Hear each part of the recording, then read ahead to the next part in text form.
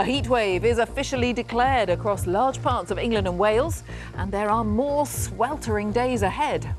Peak temperatures in the capital mean that we're now officially in a heat wave. With temperatures set to increase tomorrow, we'll bring you the latest.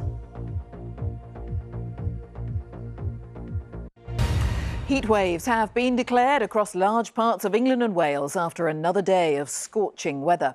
All the areas marked on the map are now officially experiencing a heat wave after a third consecutive day of soaring temperatures. And some parts of the country have been warned to expect torrential downpours this weekend, fuelled by all this heat and humidity. Our climate editor, Justin Rolat, has been out all day for us. Justin. I certainly have, and the last time I looked it was still 28 degrees Celsius here in London. It was 30 degrees in Cardiff earlier today. Tomorrow we're being told London could be as hot as 32 degrees Celsius. Elsewhere in the southeast, temperatures could rise to a sweltering 34 degrees. So we all need to be thinking about how to stay cool, and I have been looking at how we can do just that. It is hot and getting hotter, and that's not just true this weekend. Climate change will be turning up the temperature in the years to come too, so you need to stay cool. First off, the obvious stuff: loose clothing, stay in the shade, drink lots of water, not fizzy drinks. You need to stay hydrated. If you're really hot, have a cool shower, or how about just running your hands under some cold water? You may be surprised how much difference it makes. This is a serious business. High temperatures played a role in the deaths of more than 1,000 people last year, according to government figures. So you also need to keep your house cool. Shut the windows and draw the curtains during the day. You want to keep the sun and hot air out. Open them again in the evening to let in the cool air. Get yourself a fan and learn a lesson from your own body. Sweat cools us when it evaporates, and you can get the same effect by hanging a damp sheet in front of a window. Give it a go. A new report says reaching 32 degrees in the southeast in June is now more than 100 times more likely thanks to climate change. So the homes we build need to cope with the even more intense heat we can expect in future. Trees, very simple. Exactly one.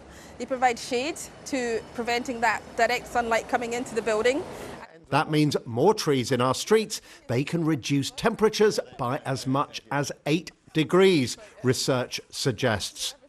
And we need ways to shade our homes from the heat of the sun. I love this form of passive shading and cooling as well. These louvers that I could control if I was living here. I'm a big fan of fresh air. I love the fact you could open the windows and have that natural ventilation. You don't want to see more air conditioning, do you? Absolutely not, if possible. I mean, there are some instances where you have no choice, but where possible, these type of natural features, keeping it natural, is really what we need to be seeing more of. We can all take a lesson from the kids playing in the fountains here in King's Cross. Enjoy the lovely sunny weather, but take care not to get too hot. Justin Rolat, BBC News, London. Well, temperatures topped 30 Celsius again in both England and Wales today, with forecasters predicting tomorrow will be the hottest day of the year so far. A heat health alert remains in force for all regions in England until Monday. And there's a yellow weather warning for thunderstorms in parts of Wales from tomorrow until Sunday. Our Wales reporter, Rhys Williams, has spent the day with sun worshippers at Barry Island. And Rhys, no complaints about the heat where you are today? No, everyone has been very happy here. The beach has been packed all day, and as you can see, it's still very busy this evening. And with temperatures expected to peak tomorrow, many have told me they're coming back down here tomorrow to enjoy some more sun. But with any prolonged period of hot weather, there are warnings of the health implications too. Cooling off with a dip at dawn. At Saltburn by the Sea near Middlesbrough, these swimmers avoided the heat at the start of another sweltering day.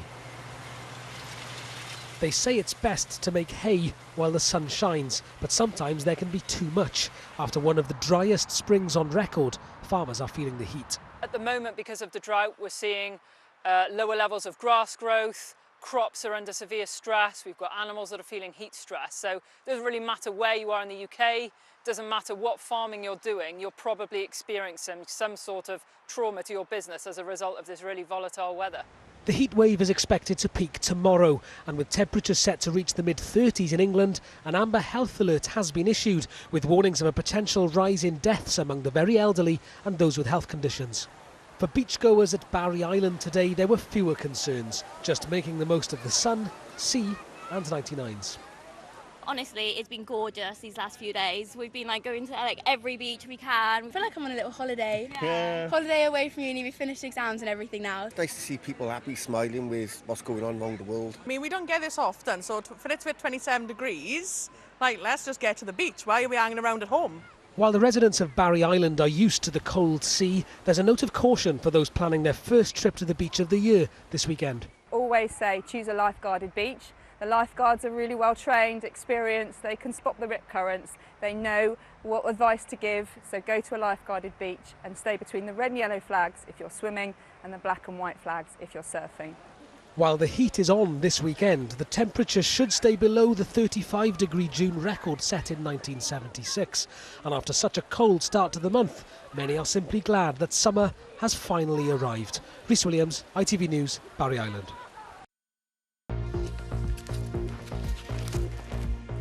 Good evening and welcome. I'm Alice Bandukravi. It's official. London is now in a heat wave.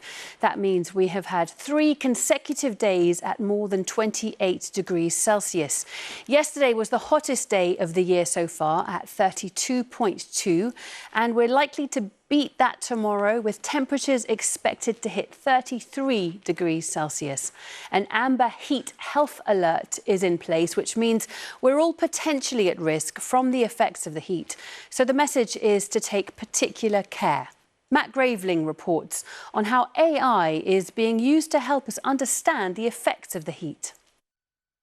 Whenever the mercury rises, many of us flock to the water's edge. Londoners keeping cool as another heatwave comes to the capital. But as ever, it comes with a warning to stay safe in the sun. Emma Wedgeworth is a consultant dermatologist. I mean, the UV index today is high, and we know that that's when so much of the damage can happen to the skin. Rates of skin cancer are increasing, we're living longer, so our skin has to last us longer, and we're seeing temperatures that we wouldn't have seen 20 years ago. So we definitely need to put skin health first and foremost when we're thinking about that. But alongside the gradual rise in the temperature is an advancement of technology, with artificial intelligence being used to shine a light on safety. This new billboard in Stratford showing the impact the sun has on different skin tones in real time based on the UV rays for that specific day. In recent years we've seen higher temperatures in London, but the advice has remained the same. Where possible, stay in the shade, wear loose-fitting clothing, and wherever you go, always take some water, a hat and some sun cream. But how many of us are actually listening? A recent survey asked more than 2,000 people for their experiences of sunburn this year.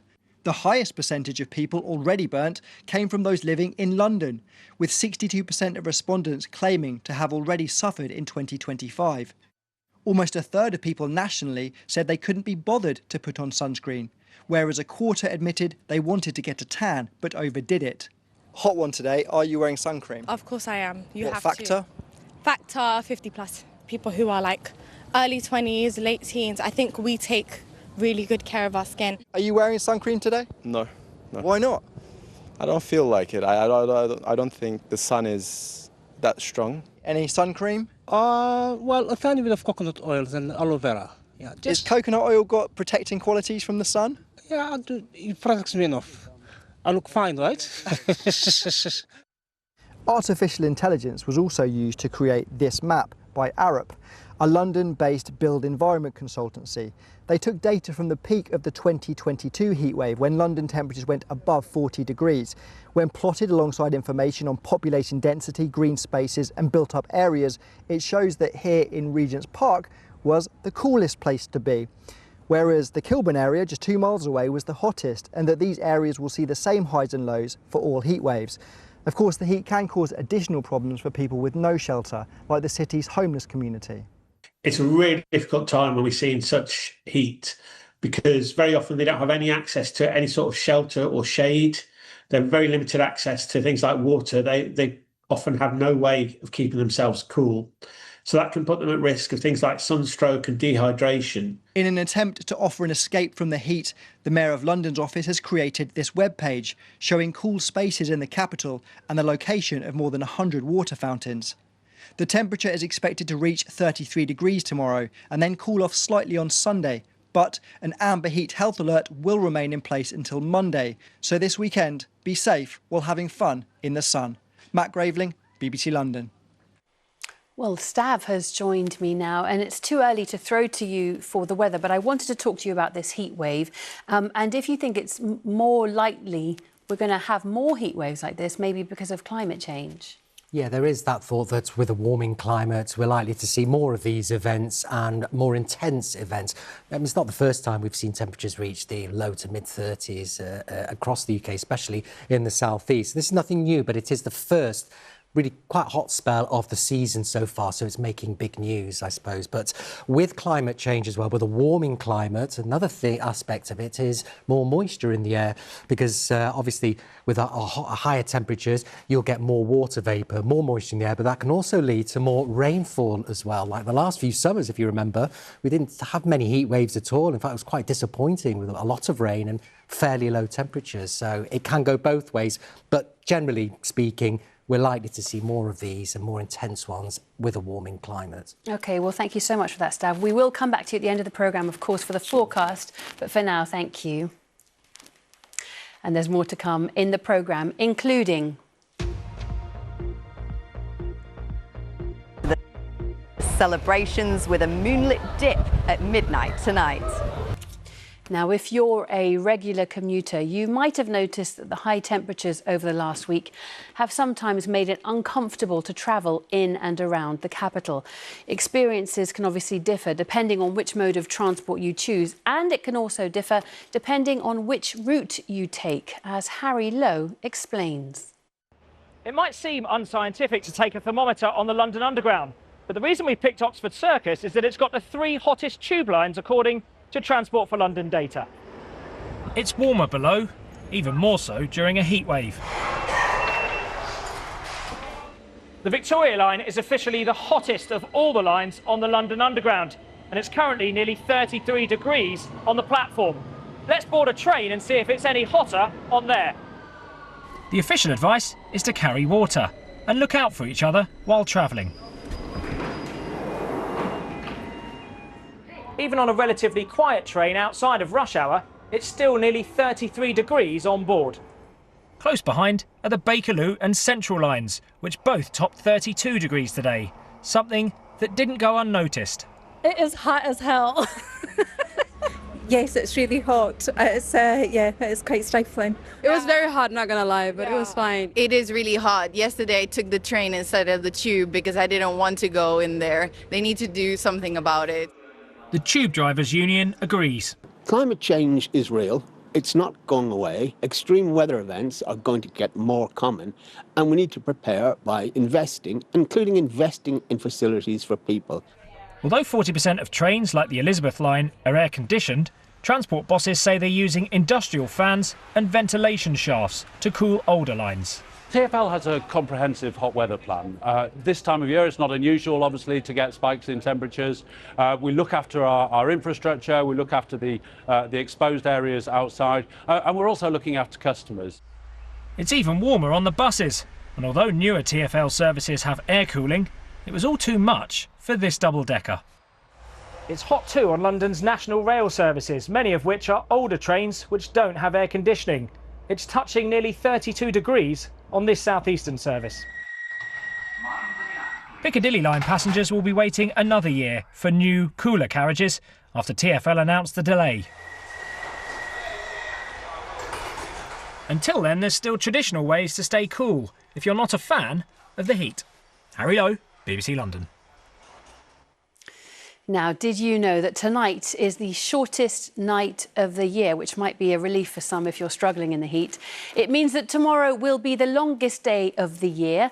It's also known as the summer solstice, and it's being celebrated this evening at Charlton Lido, where they're offering people the chance to swim through the night. So we've sent Hannah Gray along to see how it's going to work. Nice place to spend the day, Hannah.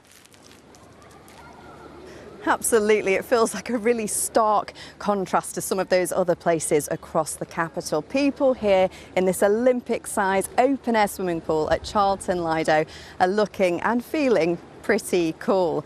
And tonight, after the sun sets at about 9:30, swimmers are given the opportunity to come here and swim under the stars, in the moonlight, in the darkness, and celebrate the shortest night of the year. And then for the early birds, they're also offering a 3:30 a.m. swim so that people can see the sunrise to celebrate that longest day. Earlier here, it was absolutely packed, lots of families coming after school, and so I had a chat with some of the swimmers about what they love about open air swimming. Absolutely beautiful. The water's usually quite warm, but this week it's been building up to a really lovely temperature, so you almost don't feel it when you get in. It's just amazing. I think I'd come here again because it's a really big pool. Kind of feels like you're on holiday. And it's just in your neighbourhood, isn't it? So I like that kind of, it gives you a bit of escapism. Swimming really does have an effect on how you feel. It makes you feel good. Something to do with the contact of the water on the body. It's really cold once you get in, but when you get used to it, it's really nice. It's been confirmed that London is now experiencing a heat wave and the temperature shows no sign of falling very far for a while. A yellow health alert is in place until Monday. There might then be the temptation for Londoners to try and cool off in rivers and canals. But London Fire Brigade is urging caution. Hannah Gray has more. It's already feeling very hot here at Hampstead Heath this morning, and after a sticky night, people have decided to let off some steam, take a dive into the water and enjoy the open water swimming lakes here at Hampstead Heath. But the emergency services are concerned because this weekend is set to get even hotter, and it's so tempting, isn't it, to want to just jump into some cool water. They say they've already been called out to 280 water-related incidents so far already this year, and tragically 15 people have already drowned. There's been a 15% increase in call-outs compared to the same time last year. So I've been speaking to the London Fire Brigade about the risks and the dangers that we need to be aware of if we are going swimming this weekend. Places like this with dedicated lifeguards is completely fine, you're completely safe. We're more concerned about the wild lakes where people jump into. Well, there's two big risks. The cold water shock, when people can jump in, it can cause anxiety and panic and leave even the strongest swimmers difficulty in breathing. And also the hidden objects underneath the surface water. And if somebody does get into difficulty, what should they do? Well, if you find yourself in trouble in one of these lakes, the best thing to do is follow the R, analyse, float to live advice. That is, put your head back, submerge your ears in the water, stay calm, control your breathing, and use your hands and feet to stay afloat. Now, tomorrow is the summer solstice, the longest day of the year, and temperatures could get over 30 degrees. In 2017, the record was set on the summer solstice. It got to 34.5 Celsius at Heathrow Airport. So do stay safe whatever you do, and if you do go swimming, make sure that you don't go on your own. Well, it's not just humans likely to feel the heat over the next few days. Pet owners are also being urged to be careful with their animals by keeping them out of the sun. The owner of one doggy daycare centre told us dogs aren't very good at regulating themselves. My dog is a flat-faced dog, a Boston Terrier, and if he had his own way, he'd be out in the heat all day. But it's not something that is best for them. They struggle to regulate the heat a little bit. So we do look to encourage them to kind of play in more shaded areas or stay in more shaded areas and look to discourage kind of more active and high intensity play.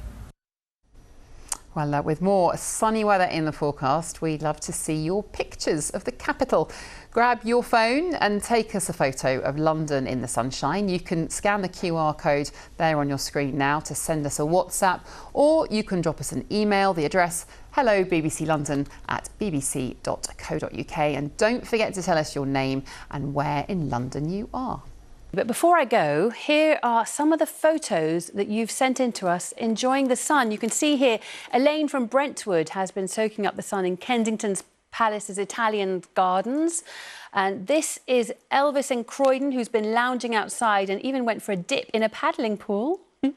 And lastly, take a look at this shot of the South Bank on this sunny day.